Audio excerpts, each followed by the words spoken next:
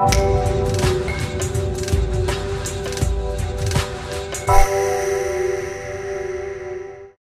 guys, for this next one, I need to pull out some cards from the deck real quick. Now while I'm doing this, I want you to imagine that you're playing a game of poker. In poker, the best hand that you can possibly get is a royal flush. It's unbeatable, which makes it the most desired hand in the entire game.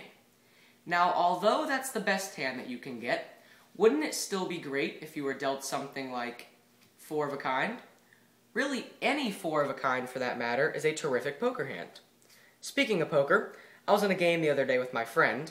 Well, actually, he's not really my friend because he cheats. Anyway, during our game, he was dealt the four kings, which is nothing to be unhappy about because you aren't going to lose very often if you're dealt a hand as good as the four kings. Luckily for me, though, I had something even better. I was dealt the four aces, which is a nearly unbeatable poker hand. Things were looking really good for me at the time.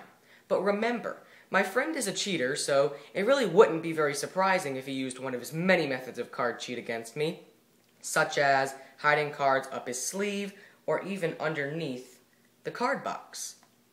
This time was no different than any other, because what he did was use a special magic move that I taught him to take my aces and swap them with his kings, and I had the losing poker hand. That's the last time I ever teach him anything about magic. Unfortunately for him, though, he didn't realize that I still had a few moves up my sleeve that he didn't know about, and I planned on using them to get every last cent of my money back. I was sick and tired of losing to him because he cheated all the time. But this time, I was going to be the one with the four aces, not him. So what I did was give the pack a special magic rub, and that got me my first ace.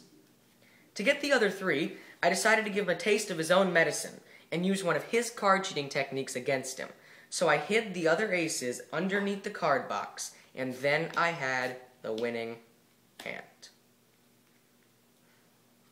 But enough about my poker stories, because the aces have other uses besides helping me win money in poker. I use them in Magic a lot because they're incredibly good at finding selected cards, and that's exactly what I'm going to have them do today. But before I get you to select a card, I want to give the deck a really thorough shuffle, that way there's no cheating involved. After all, we don't want a repeat incident like the one from my poker game. That certainly wouldn't be good. Now what I want you to do for me is just touch the back of any card. It's a completely free choice, so let's say that you decide to touch this card right here. Now I'm going to leave that off to the side for now, and I'll get back to it in a minute, but I want to focus on the four aces again.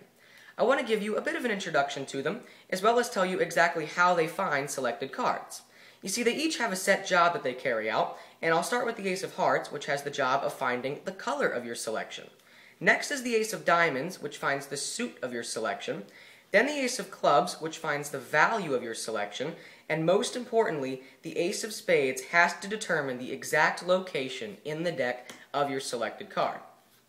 Now I'm going to set the aces back down, but they have to stay face down, that way they can't see the selected card, which I'm about to show you in a second. After all, if they could see the card, it would just make their job much too easy, and of course we don't want that. So go ahead and take a look at that for me, and make sure you get it memorized. Got it yet? And we'll take it and we're just going to slip it right into the middle of the deck somewhere, and give the deck one cut. Now all we have to do to get the aces to find your selection is just give the deck a special magic wave right over them.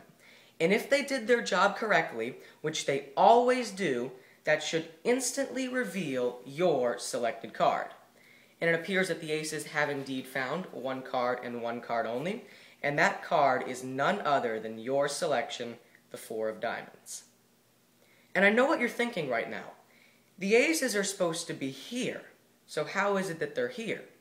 And there's an explanation behind this. Remember earlier when I told you about that special magic move that allows me to switch cards around? That same move that my friend used against me to cheat in our poker game?